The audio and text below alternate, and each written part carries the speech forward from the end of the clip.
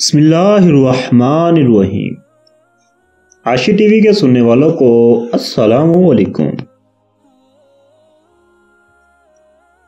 انسان فطری طور پر اس وقت بہت خوش ہوتا ہے جب اس کو کسی چیز کا بہترین نتیجہ اور ثمر ملے۔ بچپن میں وہ کھلونے کے لیے ضد کرتا ہے، روتا ہے، لیکن جب اس کو کھلونا مل جاتا ہے تو وہ خوش ہو جاتا ہے۔ اسکول کے زمانے میں وہ اس لیے محنت کرتا ہے تاکہ اچھے نمبروں سے پاس ہو سکے۔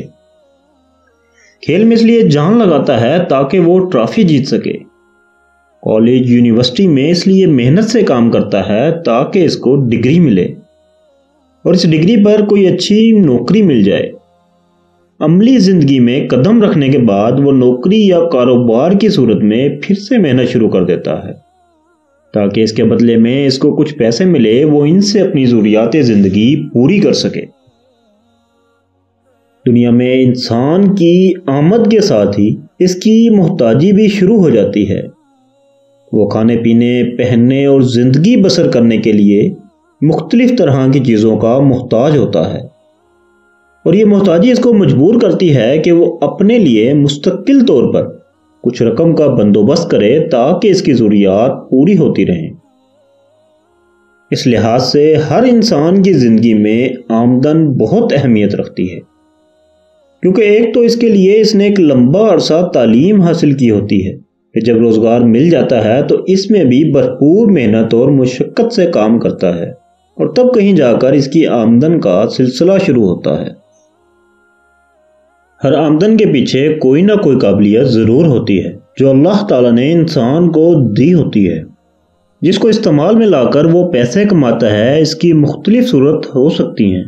کبھی تو ایک انسان اپنا وقت دیتا ہے جس کے عوض اس کو اجرت ملتی ہے۔ بعض لوگوں کا رزق ان کے جسم میں رکھا ہوتا ہے، وہ محنت، مشقت اور مزدوری کرتے ہیں اور انہیں رزق ملتا ہے۔ بعض اوقات کسی کا رزق اس کے آئیڈیاز اور خیال میں رکھا ہوتا ہے، جیسے ایک شخص کسی علاقے کا جائزہ لیتا ہے اور وہاں کسی چیز کی کمی محسوس کر کے متعلقہ چیز کی سپلائی شروع کر دیتا ہے، یوں اس کا رزق بننے لگ جاتا ہے۔ بعض اوقات کسی کا رویہ اور اخلاق ہی اس کا رزق بنتا ہے، جیسے کسٹمر کیئر ٹیکر کی جاب۔ بعض لوگوں کی آواز، لہجہ اور بولنے کا انداز ہی ان کا رزق بنتا ہے۔ اسی طرح بعض لوگوں کا فن ان کا رزق بن جاتا ہے، جیسے کہ ایک جوکر اپنے کرتب دکھا کر اپنا رزق کماتا ہے، کوئی شاعر اپنی شاعری سے رزق کماتا ہے۔ پوری دنیا میں آمدنی کے لحاظ سے دو طرح کے لوگ پائے جاتے ہیں۔ ایک قسم وہ ہے جن کی آمدن مخصوص ہوتی ہے، وہ کام پر جاتے ہیں تبھی انہیں معاوضہ ملتا ہے، جیسے ڈاکٹر مریضوں کو چیک کرتا ہے تبھی ان کو فیس ملتی ہے، وکیل کوئی کیس لڑتا ہے تبھی ان کو فیس ملتی ہے۔ اور دوسری قسم کے لوگ وہ ہیں جو کام پر موجود نہ بھی ہوں تب بھی ان کی آمدن جاری رہتی ہے، جیسے کہ بزنس مین۔ یہ وہ لوگ ہیں جو کسی آئیڈیا کو عملی شکل پہناتے ہیں، پھر اس کے بعد وہ دنیا کے کسی بھی کونے میں چلے جائیں، چاہے آرام کریں یا کام، ان کی آمدن کا سلسلہ جاری رہتا ہے۔ یوٹیوب چینلز بھی ان کی ایک بہترین مثال ہے۔ آپ کی آمدن کا ذریعہ کچھ بھی ہے، لیکن اگر آپ کو لگ رہا ہے کہ کافی عرصہ گزر جانے کے باوجود اس میں کوئی اضافہ نہیں ہو رہا، یا آپ کی آمدن رکی ہوئی ہے جس کی وجہ سے آپ معاشی تنگی کا شکار ہیں، تو آج کی ویڈیو میں ہم اس اہم مسئلے کی وجوہات بیان کرنے کی کوشش کریں گے۔ کسی انسان کی معاشی ترقی نہیں ہو رہی تو اس کا یہ مطلب ہے کہ وہ انسان خود کو اپ گریڈ نہیں کر رہا، وہ اپنی صلاحیتوں کو مزید نکھار نہیں رہا۔ آسان الفاظ میں یہ کہا جا سکتا ہے کہ اس انسان نے خود کو قیمتی نہیں بنایا، جس کی وجہ سے وہ سستا ہو گیا۔ اگر وہ مہنگا ہونا چاہتا ہے تو اس کو چاہیے کہ وہ اپنی ویلیو بڑھائے، اور اپنی ویلیو بڑھانے کا آسان طریقہ یہ ہے کہ خود پر محنت کر کے اپنی قابلیت بڑھائے۔ اس کو ایک مثال سے اس طرح سمجھیں کہ ایک بازار میں ایک درزی بیٹھا ہے جو ایک سوٹ کو سینے کے 500 روپے لیتا ہے۔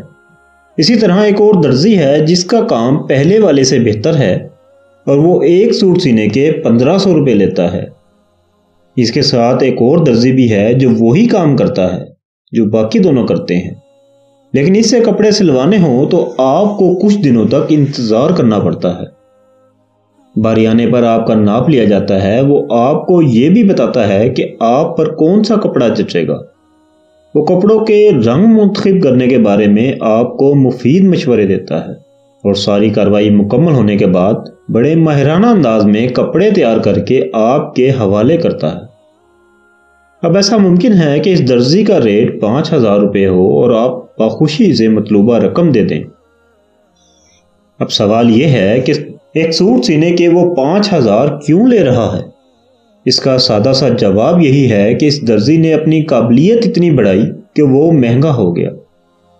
اب اگر 500 روپے والا اور یہ 5,000 روپے والا درزی آپس میں بیٹھیں اور 500 والا اس سے پوچھے آپ ایک جوڑے کا اس قدر معاوضہ کیسے لے رہے ہیں، تو 5,000 والا درزی بتائے گا کہ پہلے میں بھی 500 لیتا تھا، لیکن میں نے آہستہ آہستہ اپنی قابلیت بڑھائی، اپنی محنت سے آج اس مقام پر پہنچا ہوں۔